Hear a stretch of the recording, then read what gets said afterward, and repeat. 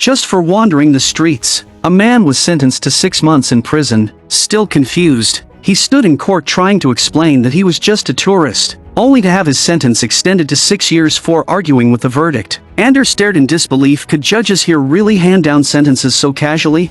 All the arrested prisoners were rounded up by stormtroopers and taken to the airport, where they were sorted based on their physical condition and assigned to different prisons. Young and strong, Andor was loaded onto a transport ship bound for an unknown planet. He tried to explain again that he was just an innocent tourist, but the stormtroopers simply threatened him with an electric baton. With no other choice, Andor boarded the ship, where guards ordered everyone to remove their shoes. Turns out, prisoners in this prison weren't allowed to wear any. After a short jump through hyperspace, the ship arrived in orbit over a desolate planet. Looking out the window, Andor felt a chill run down his spine. Several prisons stood isolated in the middle of a vast lake, surrounded by endless barren desert. It was clear the Empire wanted to hide whatever was happening here. The transport doors slowly opened, and prison guards came out to receive the new arrivals. Barefoot, the prisoners were herded onto the prison platform. The guards immediately ordered everyone into a submission pose, hands clasped behind their heads, feet together. From inside the prison, more guards emerged, all wearing heavy, insulated boots. Behind them, the transport ship sealed its doors again. The escorting soldiers couldn't wait to leave. This prison was actually an Imperial factory. These young men were assessed purely for their labor value. Even prisoners couldn't escape the Empire's exploitation. They would be forced to serve their sentences through brutal, non-stop labor. Some prisoners, especially those who had seen other prisons before, might find it strange. Why was this place so clean and sanitary? And why weren't guards armed, even when standing so close to so many prisoners? It all came down to one thing: the Empire's invention of a microshock enforcement system. To make an example for the newcomers, the warden pressed a button, instantly electrifying the floor. The prisoners collapsed in agony under the electric shock. As it turned out, the guards' boots were shockproof. After getting their fill of entertainment, the warden switched off the power. Andor fell to the ground, temporarily paralyzed. And this was only the lowest setting of the 3 available shock levels. The floor was made of dense steel slab. Even a battleship's rail cannon couldn't dent it. The guards warned the newcomers not to get any ideas. Higher shock levels were absolutely lethal. 2 guards escorted Andor to level 5, ordering him into the submission pose once again. But strangely, no guard came to escort him into the work area. The prison was so secure that there simply weren't enough guards. When someone took leave, guards had to be temporarily borrowed from other floors. As the workroom doors opened, 2 guards entered first to intimidate the prisoners, while a loudspeaker ordered everyone into position. Andor was led onto the work floor, where a platform elevator slowly descended. Only 3 guards oversaw the entire workshop, and yet not a single prisoner dared to breathe loudly. Andor stepped barefoot onto the freezing floor. The elevator then rose again, taking the guards away. This was the White Shift assembly line on level 5. A man named Kino approached Andor to explain the rules. The prison had 7 floors, each with 7 rooms. Each room had 7 assembly lines, and each line had 7 prisoners. The guards gave no explanations. They simply handed everything over to Kino. He was responsible for managing these 49 prisoners. Unless someone died and a replacement arrived, the guards would not return. Kino ordered everyone to relax from the submission pose, and the prisoners dove straight back into work. Each shift lasted 12 hours, and every workshop operated under a ranking system. Andor would be replacing a recently deceased prisoner at table 5. Each assembly line had a real-time performance score, and all 7 lines were ranked against each other. Kino's workshop was consistently ranked among the top 3. He made it clear there was only one rule here: work as hard as you possibly could. He didn't want Andor dragging down their ranking. As Andor arrived at table 5, the others introduced themselves briefly while working. The death had already cost them 10 points. Andor needed to catch up quickly or risk getting everyone electrocuted. Kino was soon summoned elsewhere. With 1 man short, their ranking plunged straight to the bottom. Now, they had just 1 hour to claw their way back or suffer a group punishment. As the timer started, everyone raised their hands off the work tables. The parts began to rise up, triggering a furious wave of assembly. Piece by piece, Imperial military components rolled off the lines destined for the front lines, and possibly even for occupying their homeworlds. After 12 brutal hours of labor, the older prisoners were gasping for air. One elder had already served 14 years here. Meanwhile, Andor was deep in thought. Was he really supposed to serve 6 entire years like this for doing nothing wrong? He noticed one prisoner up front waving his hands in an odd, deliberate way. It was sign language. communicating with other rooms. News from the lower floors often took months to reach the upper levels. These prisoners were like machines themselves, living in endless, back-breaking repetition. When the dormitory doors opened, even in their resting place, prisoners remained barefoot. The floor's white light indicated it was safe, but when the light blinked, everyone had 7 seconds to return to their cells. If 2 people were detected in the same cell after the blink, the floor would unleash an electric shock instantly. After disbanding, everyone returned to their tiny pods. A neighbor helped explain the rules to Andor. Above each bed were the prisoners' basic supplies: water, a toilet, and food utensils. Meals were unlimited, but the flavorless slop was deliberately made so nobody would become addicted to eating. Today, Andor had already been shocked twice. He could only hope to win next time. Winning workers got flavored food, and if your team ranked first, the food even tasted nostalgic. Each pod had to be cleaned daily. The prisoners' remaining sentence time was displayed on their door. When others saw Andor had 6 years left, they couldn't help but wonder what crime he had committed. Upon learning that he had done absolutely nothing, they weren't even surprised anymore. Many newcomers lately had been imprisoned without reason, and worse, just last month, everyone's sentence had been doubled. There must have been massive protests outside. For a month, they had been waiting for the Empire's committee to respond. Andor, still outside during the change, had heard nothing. The Empire had deliberately kept its secret, leaving everyone inside terrified. One man spread a grim rumor. He said sentences were just numbers now. No one would ever walk free. Kino quickly tried to silence him. Lights out time came. Everyone had 30 seconds to return to their cells. Kino warned Andor not to sleepwalk. If he did, he wouldn't like the consequences. When the lights went out and the red alarms flashed, no one dared step outside again. Andor lay awake, struggling to process everything he had seen. A whole night passed without sleep. 30 workdays flew by. Andor adapted to the bland food and the awful pipe-fed water. Lined up at their doors each morning, they waited for the white light to signal another soul-crushing shift. Days blurred together. One day, a man stood silently at his cell door, then jumped. Andor, half asleep, heard the distant sound of impact. Another prisoner had given up, but no one mourned him. Instead, they cursed him. With one less worker, their team would lag in performance, and everyone would be punished. Yet Andor refused to resign himself to this fate. During breaks, he kept observing the outside world. After a guard's patrol, he quickly requested 1 minute for a bathroom break. In the tiny 2-square-meter stall, he knocked aside a panel he had secretly loosened. Using stolen parts, he kept sawing away at the pipe that flushed the toilet, hoping to one day break it open. When the replacement for the dead prisoner arrived, he quickly restored the scene and returned to the work area in the proper posture. He and another prisoner positioned themselves near the elevator and observed. They noticed something vital. The new escorting guards were not wearing shockproof boots. When the newcomer touched the railing and wasn't shocked, it confirmed that the elevator wasn't electrified during prisoner transfers. If they could block the elevator and seize the guards' weapons, they might have a chance to escape. Still, Andor needed to answer one crucial question: how many guards were stationed on each floor?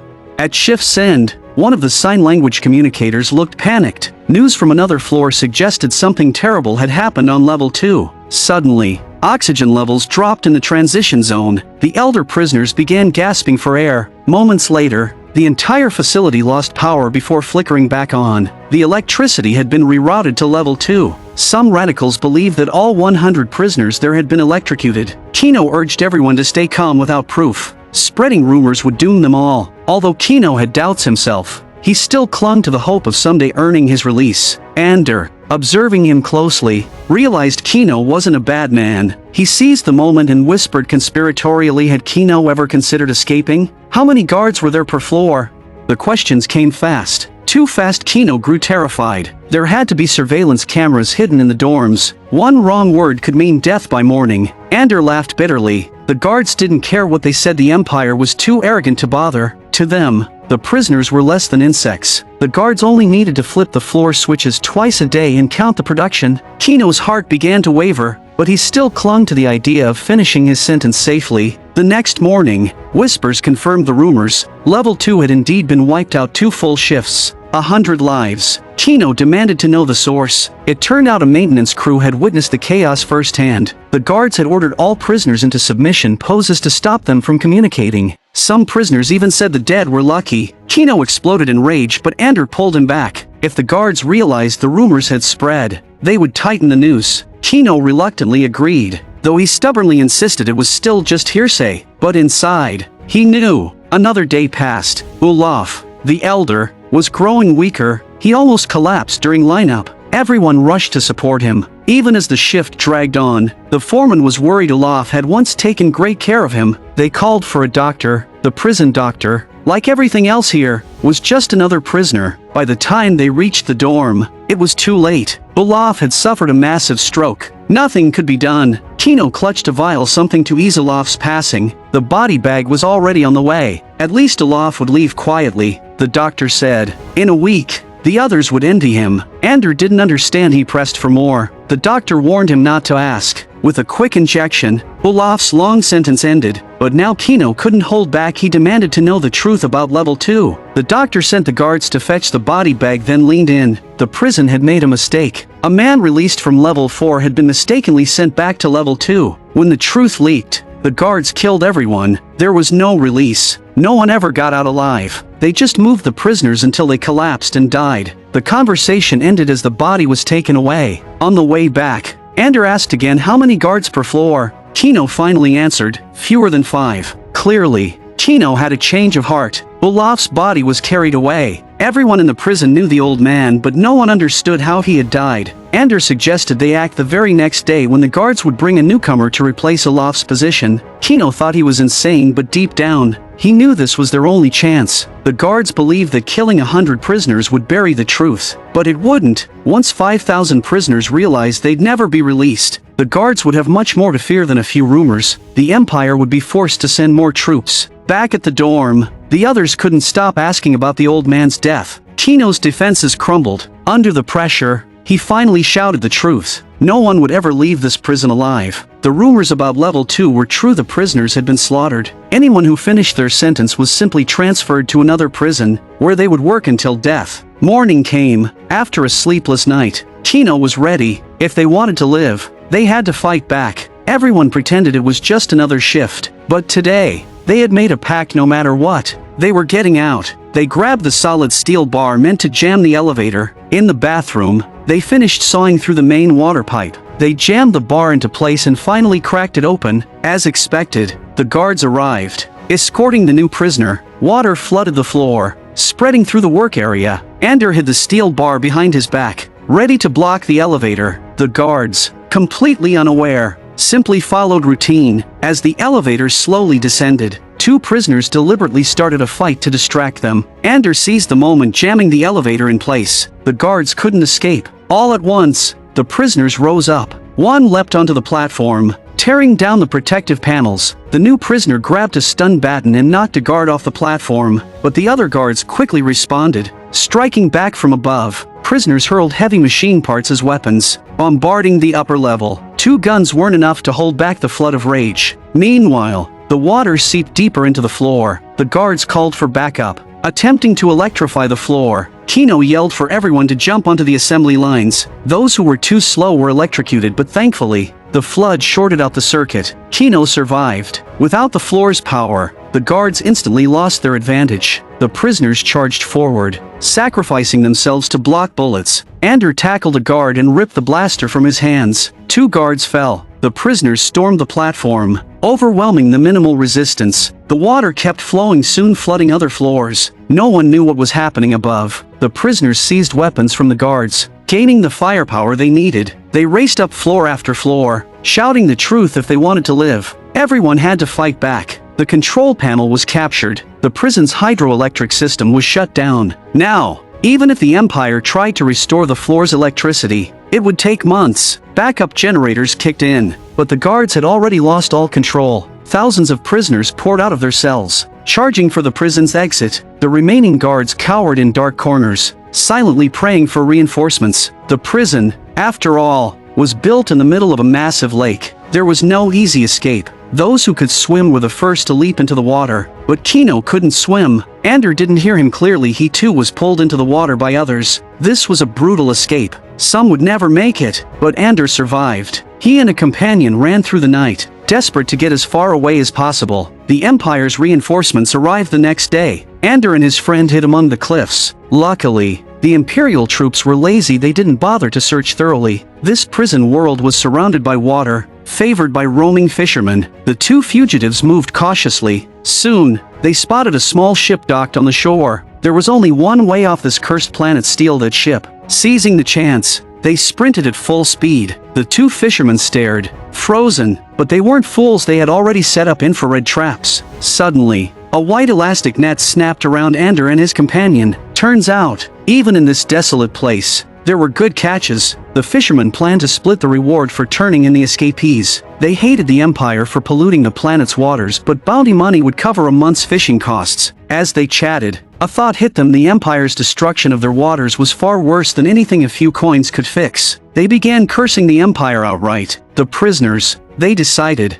were heroes. Without hesitation, they shut off the trap. They wouldn't let the Empire have its way. Not only that, the fishermen even offered help. Their ship was old and rickety, but it managed to take off. As the ship shuddered into the sky, Andor couldn't shake the feeling. This escape, while successful, had been a failure too. He doubted many others made it off the prison planet. He and his companion decided to split up. Each would spread the truth about what had happened. Andor desperately wanted the world to know, but he had an even greater mission. Somewhere out there, his long-lost sister was still missing. He couldn't give up. On a distant, primitive world, there were no adults left, only children under 20. Their clothes were patched together from adult garments. Life was tough, but manageable, until one day, a ship streaked across the sky, trailing smoke. It was crashing. The last time they'd seen anything like it was when the Empire evacuated. The ship smashed into the distant valleys. The older youths decided to investigate. They began grinding poisonous sap to coat their arrows. Their few remaining weapons were handed up carefully. Andor was too young,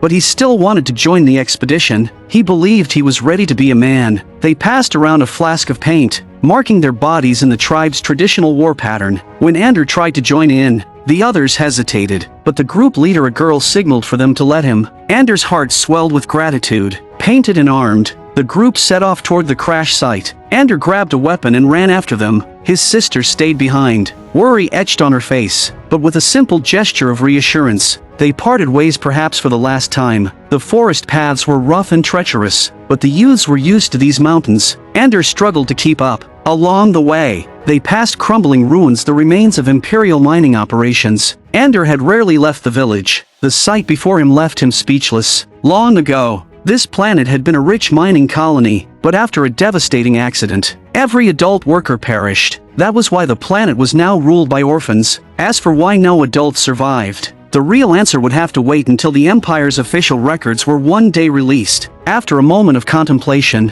Andor hurried to catch up with the main group. By the time he arrived, everyone was already lying in ambush near the crash site. Keeping low to the ground, Andor crept forward, careful not to alert any hidden dangers. The older girl from the group had already stepped forward. This moment called for courage and someone to lead the charge. Those positioned on the hill stood ready to provide cover. Slowly, weapon in hand, she crept toward the wreckage, then signaled for the others to move. They slid down the slope and quickly occupied the opposite hillside. Toxic fumes continued to pour from the ship, and a body lay sprawled on the ground. From Andor's vantage point, two pilot-like figures could be seen, apparently dead. They wore gas masks, but their bodies were still stained yellow from exposure to the poison. After testing for any signs of life and finding none, they moved forward cautiously. Prodding another body confirmed no reaction. The corpse even rolled down the platform, revealing a Confederate insignia on his uniform. But just then, one of the downed pilots suddenly sprang to life, raising a blaster and shooting the girl. The shock sent the watchers on the hillside into chaos. They unleashed a volley of poison arrows. Dozens of arrows struck the pilot. The poison worked quickly, and he collapsed, lifeless. Everyone slid down the hill, desperate to save the girl, but it was too late. Her life signs were already gone. They gently carried her body, determined to take her home for a proper burial. Andor followed behind, heart heavy. He hadn't even been supposed to come on this mission. It was the girl who had fought for his chance. Fury built up inside him. He turned back toward the ship, determined to find any other enemies still lurking inside. At the massive ship's entrance, his small figure finally managed to climb inside. Behind him, a short-circuiting crackle startled him. Cautiously, he stepped deeper into the wreckage. The interior was littered with dead pilots, all victims of the poisonous gas. While poking around, a large hatch suddenly opened. A wall of advanced technology and blinking screens filled the room. Andor froze, overwhelmed. Tentatively, He reached out to touch one of the panels only to see his reflection flash across the screen. It was the first time in his life that he had seen his own face so clearly, but looking at the frightened boy staring back, a wave of anger surged inside him. In a burst of frustration, Andor smashed the console with his blowpipe, then grabbed a piece of steel pipe and kept hammering. Meanwhile, outside the ship, a B-2 battle droid had just appeared, scanning the wreck for salvageable parts. 2 scavengers had joined him. They hoped to strip some valuable tech before reinforcements arrived. The poisonous air had dissipated enough for them to breathe. Pushing forward toward the front hatch, they stumbled upon Andor, who was still smashing equipment. The kid had surprising strength for his size, but if he kept smashing things, he would soon draw attention from the Empire's cleanup squads. Andor raised his weapon, taking a defensive stance. He didn't understand Galactic Basic, only his local dialect. The B-2 droid picked up a Confederate signal nearby. Time was running out. The scavengers decided to grab as much as they could before the Confederates arrived. Marva, one of the scavengers, worried about the child. She ordered the droid to prepare a tranquilizer. Her companion didn't understand. Couldn't they just tell the boy to go home? After all, his family might still be alive. But Marva knew better. After killing a Confederate officer, no one would survive once reinforcements landed. As Andor charged at them, she administered the tranquilizer. There wasn't time to argue about morals. Holding Andor in her arms, Marva carried him away. He had cost them a lot of valuable loot, but she didn't regret it. Their ship lifted off, barely clearing the treetops as they fled. The blinding light of hyperspace jolted Andor awake, groggy and disoriented. He realized he had left his home planet behind forever. A kind pair of eyes watched him from the pilot's seat. And just like that, the years flashed by. Under Marva's care, Andor grew up, but he never stopped searching for his sister. Whenever news of a possible survivor reached him, he chased it down without hesitation. Yet despite all those years, Andor had achieved little more than a laborer's life. By the time he heard rumors about a girl from Kenari working in a shop, it was already too late. He asked the store owner about her. The man didn't care much about lowlifes, but when he realized Andor was searching for his sister, he gave a small lead. The girl had disappeared 3 months ago without even collecting her last paycheck. Once again, Andor had missed his chance. Still, desperate, he ventured into the corporate sector, a restricted zone for employees only. He needed to hurry back to the workers' area, but fate wasn't on his side. 2 corporate security officers spotted him. Clearly, he wasn't supposed to be there. They weren't looking for trouble, just a bribe. If Andor handed over a few credits, they'd let him go. Thinking quickly, Andor offered 500 credits. In truth, he was deeply in debt, owing over 20,000 credits, and had no money. Left with no choice, he attacked. Quick and agile, he wrestled a blaster away after a few exchanges, ordering the guards to kneel and clasp their hands behind their heads. He flipped over one of the guards only to find him not breathing. Terrified, Andor realized the man wasn't faking it. He had fallen and hit his head during the struggle. The surviving officer quickly tried to negotiate. He claimed he would testify that Andor hadn't meant to kill anyone. As long as Andor surrendered now, the punishment might not be too harsh. But Andor had never trusted strangers. He squeezed the trigger. Killing 2 corporate officers was a serious crime. He fled the corporate sector with everything he had, flying home in an old ship. He knew the whole planet had been sold off to corporations. The Empire didn't care anymore. Even the skies were patrolled by lazy guards. Andor returned to the shipbreaking yard where he grew up. He met up with his old droid, B-2. He needed to create an alibi, and he needed B-2 to lie for him. Returning to the workers' area, he sought out his friend. Together, they agreed to claim they had spent the entire night drinking. The man didn't question it. This wasn't the first time he had helped Andor cover his tracks. Andor made sure other workers overheard their conversation, reinforcing the story. Then, he visited a repair shop to find his ex-girlfriend. He needed her to contact a mysterious buyer. He had something valuable to sell. When she heard it was an untraceable Imperial navigation unit, she was stunned. Those things were stored in tightly guarded Imperial naval bases. Her shock quickly turned to anger. Not only had Andor hidden something this valuable, now he wanted to skip the middleman and deal directly. Still, now wasn't the time to argue about commissions. If Andor wanted a meeting, he would have to leave aboard an authorized transport. Otherwise, he might not live to see tomorrow. Knowing Andor must have gotten himself into deep trouble, she reluctantly agreed to help. Meanwhile, the morning patrol returned to corporate security headquarters. The supervisor reviewed the report, his face grim. Soon, he would have to submit a crime rate evaluation to Imperial authorities. He decided to label the incident as a tragic accident. 2 loyal employees lost in an unfortunate mishap. Lower crime rates meant faster promotions for himself and his deputy. With that decision made, he left the planet to file his report, but his deputy was far more diligent, disobeying orders. He went to the control room and pulled the star charts. Sure enough, a ship without registration had been spotted. The controller explained that nighttime traffic was heavy, and they hadn't prioritized inspections. The deputy didn't blame them, such negligence was common under Imperial rule, but he vowed to fix the mistake. He would find that dangerous fugitive. This planet was nothing more than a galactic junkyard,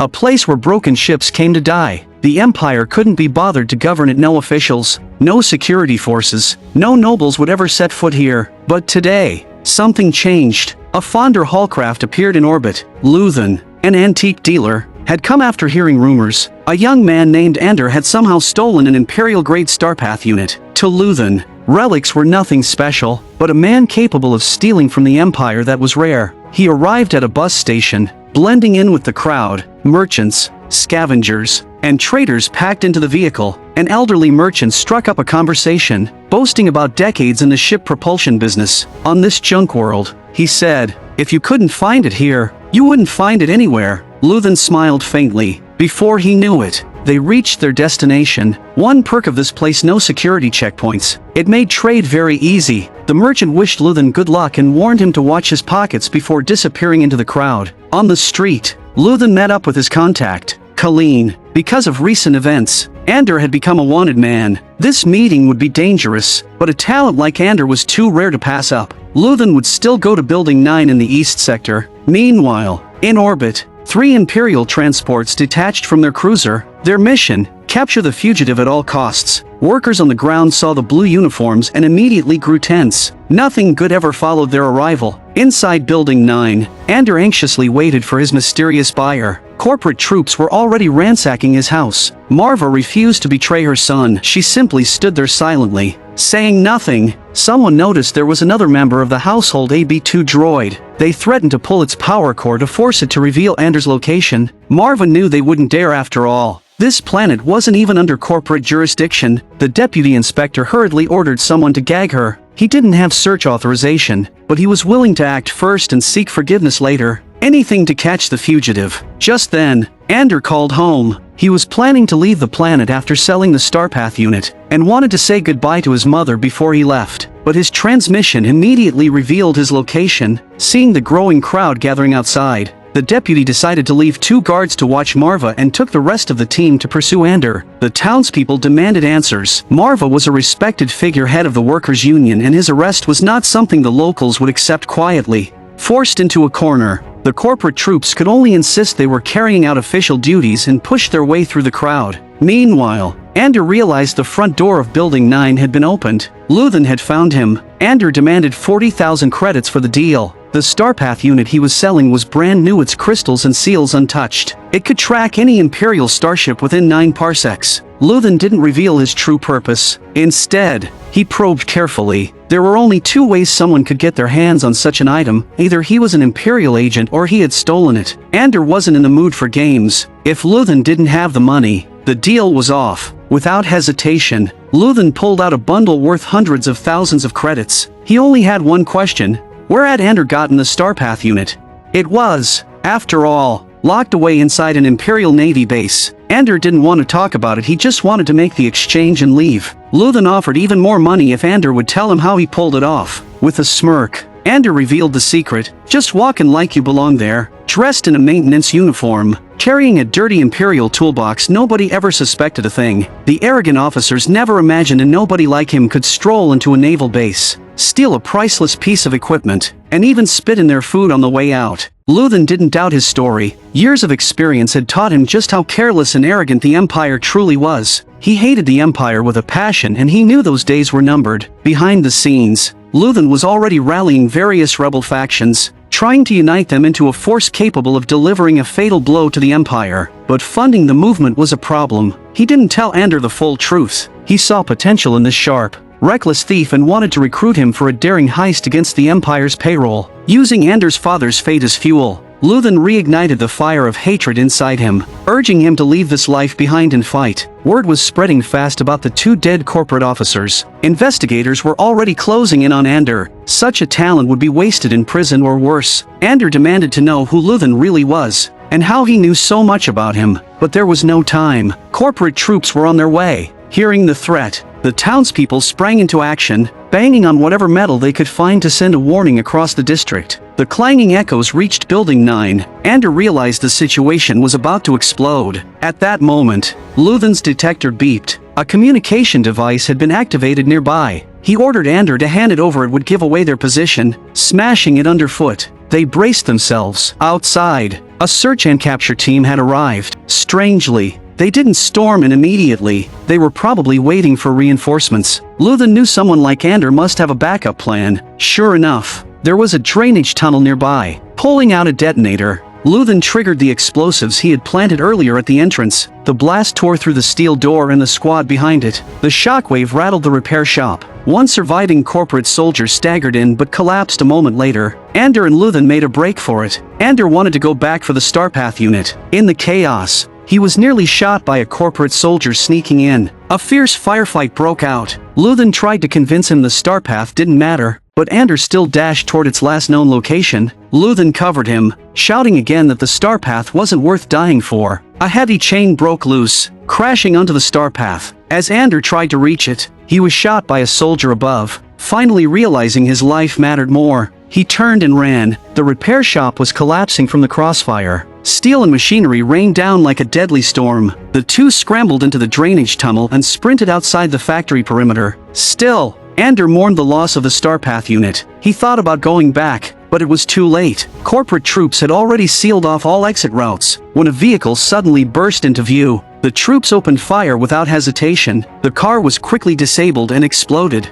Flipping onto its roof, the troops surrounded it, believing they had captured the fugitives. But the engine of another vehicle roared behind them. Luthen pressed another detonator. The gathered troops were blown sky high. Several were killed instantly, a devastating blow to the corporation. Andor and Luthen fled the town on a speeder bike. They raced toward Luthen's Fonder Hallcraft and blasted off into orbit. Their ship was heavily modified. No Imperial troop transport could catch them. Once they reached safe distance, Luthen finally revealed his real plan. He wanted Andor to join him to strike back at the Empire. He spoke of a secret Imperial project, a massive space station under construction, a weapon capable of wiping out entire planets. They called it the Death Star. After the completion of the massive project, the Imperial officers decided it was time to test its power. The Death Star's reactor was ignited, and before long, its sights were set on the planet Jedha. Following the commander's signal, the operator maneuvered the Death Star through space. The colossal artificial planet descended over Jedha, completely blocking the sunlight and creating a localized solar eclipse. A single blast from the laser cannon penetrated deep into the planet's core, causing it to instantly lose its gravitational center. It was only a matter of minutes before Jedha would be reduced to dust. No longer hiding his skills, Andor quickly broke open his cell and made his escape. He radioed K2, the reprogrammed Imperial droid, who was leisurely admiring the vanishing horizon from the ship. Only after repeated urging from Andor did K2 finally prepare to fly over and pick them up. Before heading out, Andor reminded 2 of the rebel guards to make sure they brought the undercover agent with them. After returning the intelligence to the rebel leader, the pilot raised his weapon and fired a shot, destroying the cell. Andor found a heartbroken Jyn hidden in a secret room, and the rebel leader who raised her urged the 2 to leave quickly, although Jyn hoped he would come with them. With the creation of such a devastating planetary weapon, the era of guerrilla fighting was over. He chose to stay behind with the brothers who couldn't leave. Finishing the journey with them, the mission of the guerrilla fighters had come to an end. The future would be left to the younger generation. The mountain, having lost its center of gravity, began to collapse rapidly. While some managed to flee the base, many were destined to perish there. The Imperial officer looked upon the devastation with great satisfaction, while even Baze, usually composed, could not help but frown. Luckily, the sightseeing-obsessed K2 finally arrived. Andor and his team sprinted toward the ship, jumping aboard just as the horizon disappeared. The ship struggled to take off amid the sandstorm, while the rebel leader, dragging his half-mechanical body, emerged from the cave, helplessly watching his world be destroyed. He pulled out his oxygen tube and calmly accepted his fate. The ship barely escaped the sandstorm. Jyn looked back toward the cave's entrance, still hoping to see the rebel leader's ship emerge. But no miracle happened and they were not out of danger yet. Without waiting for the droid to calculate the flight path, Andor, with nerves of steel, maxed out the ship's speed and forced his way out of the storm. Meanwhile, the Rebel Alliance headquarters had just received an encrypted transmission from Andor, learning that Jedha had been obliterated. Everyone was stunned. It was hard to believe that the word destroyed could be used to describe an entire planet. The Rebel Alliance immediately convened a meeting, with many leaders arguing that surrendering to the Empire was the only option left. However, the Admiral, knowing how hard they had fought to reach this point, refused to support such cowardice. If there was even a chance the intel was true, it was imperative to launch a full-scale attack immediately. But with such devastating firepower capable of wiping out entire homeworlds, the risks were unimaginable. Jyn urgently told the gathering that before his death, her father had left a critical message. Years ago, he had accepted the Empire's offer to become the chief architect of the Death Star because he knew that, even without him,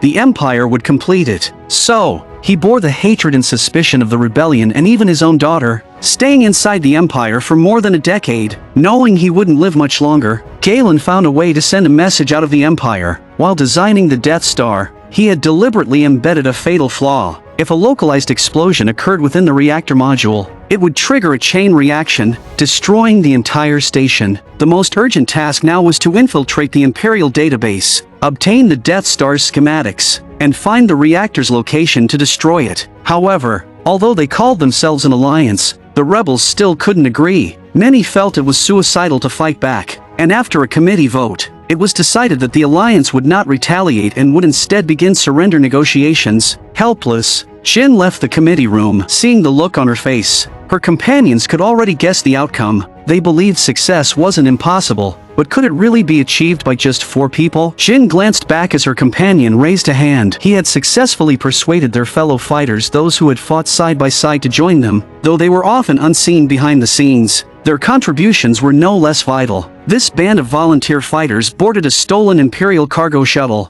They were nameless, ordinary people, but each carried a burning heart. The radio crackled. The controller was confused. Seeing no record of a scheduled mission, the pilot tried to bluff, but the controller demanded their call sign. After a moment's hesitation, he was signaled to just make something up. After some thought, he slowly announced, "Rogue One." This call sign didn't exist in the Rebel records until today. K2D2, playing along perfectly, accepted the order and piloted the ship into the air. They left the Rebel base behind, with the sentries still completely baffled. The group arrived at Scarif's security complex, the Imperial data vault, where the entire planet was shielded by a planetary force field. There was only one main gate for entry and exit, and they could only hope their stolen ship's clearance hadn't yet been revoked. Otherwise, they would be stranded in space. The ship entered the inspection zone. The Imperial officers noticed no scheduled arrival for a cargo vessel. The pilot fabricated an excuse and rattled off a clearance code. In typical Imperial fashion, the stolen ship's code hadn't yet been cancelled. The tractor beam guided them down,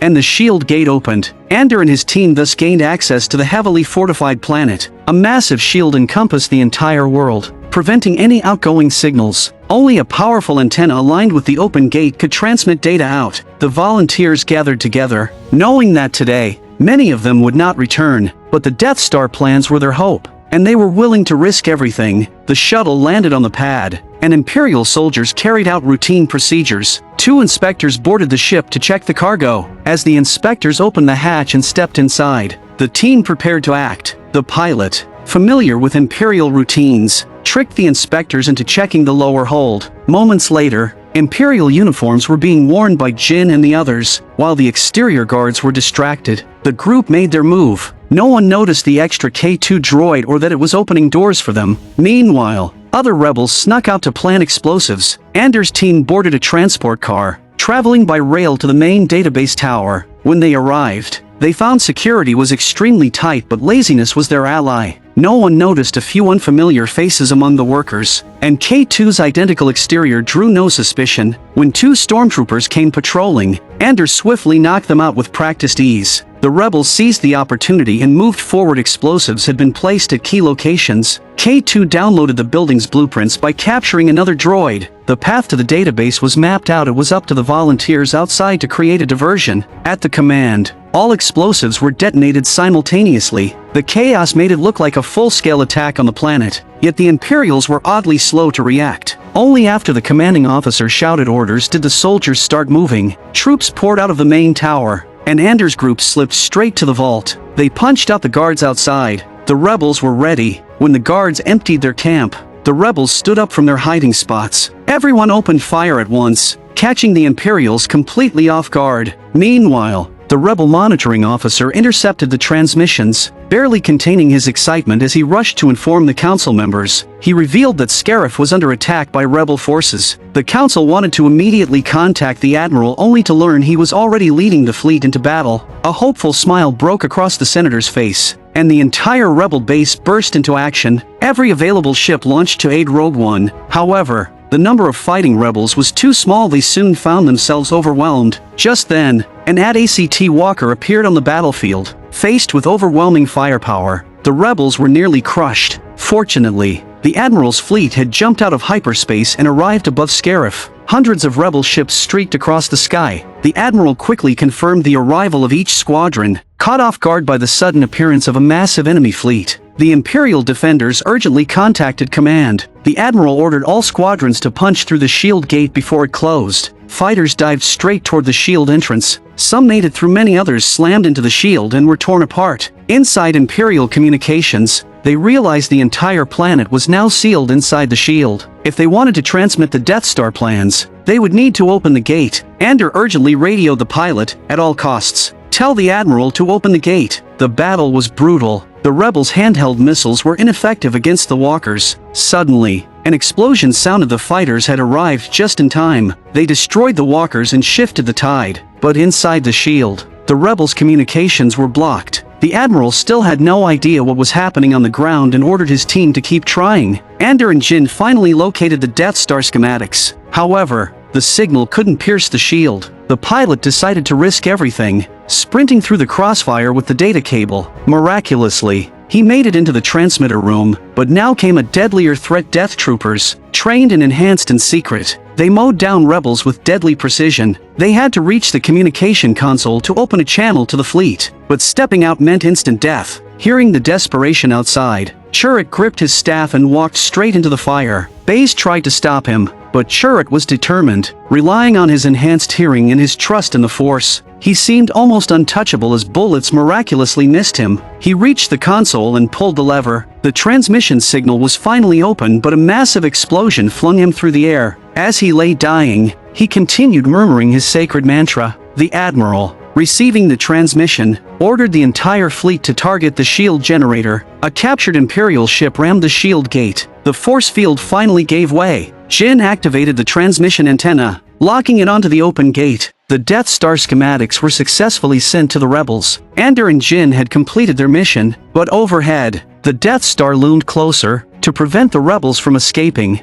the Empire fired the Death Star on their own occupied planet. The reactor ignited. Beams of energy converged. The massive laser pierced the planet's core, and the horizon began to vanish. A giant mushroom cloud erupted. The Admiral saluted Rogue One before preparing to jump into hyperspace. But suddenly, Vader's fleet appeared, launching a brutal attack. On the beach, Jin helped Andor to the shoreline. They gazed at the approaching destruction, their hearts calm. At least they had given the galaxy a new hope. Together, they embraced the end. The planet was destroyed, but aboard a surviving rebel ship, the hard drive carrying the plans was handed over. As they raced to escape, the door jammed in from behind. A red lightsaber ignited. Bullets flew but were sliced down with terrifying ease. The rebels fell one by one, but one managed to pass the plans through a tiny gap. He was struck down, along with the door, but Wade did not chase after the rebel with the plans. Instead, he calmly watched their ship escape. Perhaps, deep down, Wade allowed the plans to survive. I'm a movie enthusiast. Please subscribe to my channel, and I'll see you next time.